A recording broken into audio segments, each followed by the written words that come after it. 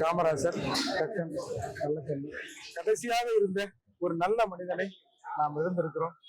நல்லக்கண்ணையாவின் இறப்பு என்பது ஏதோ கம்யூனிஸ்ட் கட்சிக்கான இழப்பு இல்லை, ஒட்டுமொத்தமாக உழைக்கின்ற மக்களின் இழப்பு. இன்று சென்னையில் பல இடங்கள் ஒடுக்கப்பட்ட மக்கள், உழைக்கின்ற ஏழை எளிய மக்கள் தங்கள் இருப்பிடத்தை தக்க வைத்துக் கொண்டிருக்கிறார்கள் என்று சொன்னால் அதற்கு நல்லக்கண்ணையா தான் காரணம்.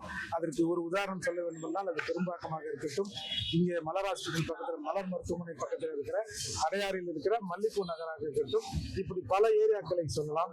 எனவே இந்த ஐயாவிற்கு இந்த சமூகம் ஒரு என்ன சமூகம் இது வந்து ஒரு நல்ல ஒரு இடத்துல அவரை வைத்து அழகு பார்த்ததில்லை. ஆனால் அந்த அப்படி அழகு பார்க்காத சமூக மக்களின் கடைசி உரிமைக்காகவும் ஐயா அவர்கள் இறக்கின்ற வரை அவர் வந்து பாடுபட்டார். எனவே ஐயாவின் நினைவை போற்றுவோம். ஐயாவிற்கு புரட்சி தமிழ் சார்பாக செம்மாந்த வீரம். இறுதி வரைக்கும் ஒரு வாடகை வீட்டிலே இருக்கட்டும், அரசு மருத்துவமனை எளிமையா இருந்தவர் எப்படி அந்த ஒரு தலைவரை இழப்பட்டாங்க? இல்ல, இயற்கையாவே இப்ப இறப்பு என்றது எல்லாருக்கும் சாதாரணம் தான். இவெல்லாம் ஏன் ரொம்ப நாள் இருக்கிறாங்க, சாக மாட்டானா, ஊரெல்லாம் சாகு வருதே, இவனை கொண்டு போவாதா அப்படின்னு பல அரசியல்வாதிகளை மக்கள் சொல்றதை நம்ம கேள்விப்பட்டிருப்போம்.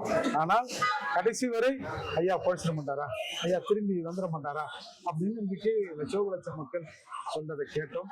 எனவே அவருடைய அந்த இறப்பு என்பது இது ஒரு தாங்க முடியாத இறப்பு தான்.